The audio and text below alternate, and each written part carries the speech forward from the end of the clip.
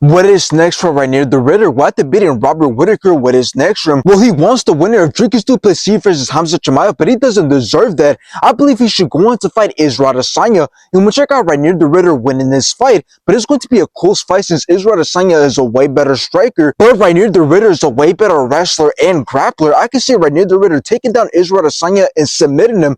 The only way Israel Adesanya wins this fight is if he catches Reinier the Ritter and knocks him out, which is very possible since Reinier the Ritter has a glass jaw and Israel Adesanya has a ton of power. Now, another potential fight for Reinier the Ritter is a fight against Sean Strickland, and we'll check out Reinier the Ritter beating Sean Strickland for the same reason I got Reinier the Ritter beating Israel Adesanya. The only way Sean Strickland wins this fight is if he keeps the fight on the feet, all lands Reinier the Ritter and takes it by decision, which is very possible since Sean Strickland's cardio is way better. And if Reinier the Ritter doesn't submit Sean Strickland before round 2, then it is over for Reinier the Ritter. Now let's talk about this fight, because at first I did have Robert Whittaker beating Reinier the Ritter, as I believe he was going to be able to outstrike him, but in my final prediction I changed it and I had Reinier the Ritter beating Robert Whittaker, as I believe that he was going to be able to use his grappling and submission skills to control Robert Whittaker and possibly submit him. And although I wasn't right about him submitting Robert Whittaker, I was right about him controlling him. So let's talk about how this fight went, because in the first round we seen Robert Whittaker look a lot better on the feet. He was staying busy and he landed the cleaner shots. But in round 2, that was Reinier the Ritter's round, as he had more success with getting things going, as he landed some very good knees and he was controlling Robert Whittaker.